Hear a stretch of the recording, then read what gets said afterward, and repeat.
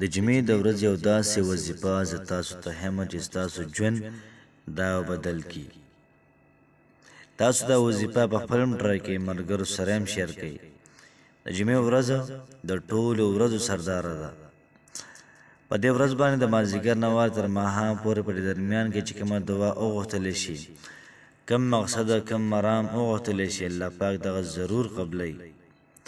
چې څنګه تاسو غواړئ د دې وظیفې نه بعد تاسو وغواړئ، انشاءالله العزیز الله پاک به ستاسو مقاصد پوره کوي.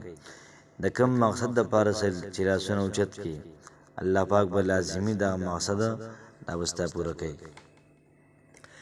بسم الله الرحمن الرحیم. شروع کوم د ډیر زیات بهونکي او د ډیر زیات مهربان رب په نوم باندې. السلام علیکم ورحمت الله وبرکاته. امید در کوم چې تاسو ټول به ټیک ټاکې، الله پاک هم خوشحاله آباد ساته. نن چې کومه زموږ وظیفه ده دا د جمعې د ورځې حوالې سره ده. یاد ساتئ محترمو چې موږ باندې د جمعې ورځ دا فرض شوې ده، هغې لمونځ موږ او تاسو باندې فرض دی، دا به لازمي کوو. نو کوشش پکار ده چې موږ د جمعې په ورځ لومبی جومات ته د لاړ شو او دغه رنګې دغه ځان دپاره عادت د اساس کړو.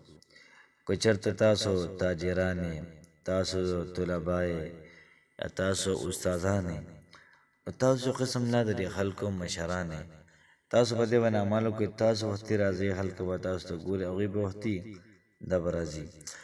د جمعې په ورځ وختي جومات ته راتللو کې ډېر زیات خیر او برکت دی، ډېر زیاته.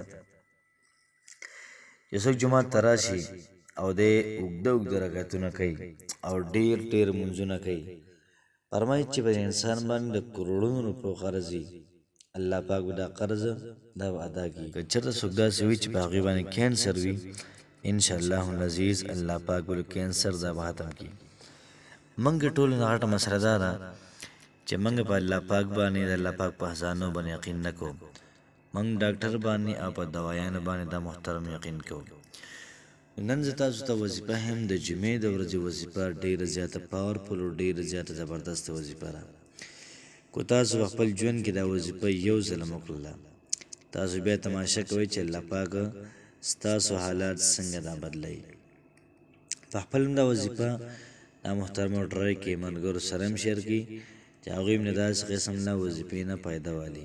د جمعې ورځ د ټولو ورځو سرداره ده. په دې ورځ باندې د مازدیګر د ماځنواله تر د ماښام د مانځه پورې په درمیان کې چې څومره وخت دی، په دې کې چې څه دعا موږ کوو دا الله پاک ضرور قبلوي. او که تاسو حال وکړئ د جمعې په ورځ باندې لاسونه اوچت کړئ چې الله پاک ته چې سم غواړئ سم غواړئ سم غواړئ زما نه غواړئ، د الله پاک نن هر څه وغواړو، خپل مقاصد او دغه رنګه خپل نیک اعمال به الله پاک ته راپېښ کړو. چې څومره ستاسو حاجتونه وي، پریشانۍ دي، دا ټول به الله پاک ختم کړي. چې څومره ستاسو مقاصد دي الله پاک به پوره کړي. دغه رنګې د خوښې واده دی، پسند کې شادي، نو که څوک دا وایي که نه چې زموږ د دغه وشي، انشاءالله دا وظیفه وکړي، الله پاک له بهترین ځای کې محترمو دا رشته ورکړي. وظیفه داسې ده چې 3 پیرې به درود ابراهیم ووایو، ورپسې به څلورمه پیره باندې یا الله یا رحمانو یا رحیمو دا به ووایو. بیا به د هغې نه بعد 3 پیرې درود ابراهیم ووایو او دعا به وکړو، اوږده دعا به وکړو او الله پاک ته به وجاړو، الله پاک ته خپل مقاصد دا ورکړي دو ته. انشاءالله العزیز الله پاک به زموږ استادو ضرور اوري. الله پاک هم خوشحاله آباد ساته. السلام علیکم ورحمت الله وبرکاته.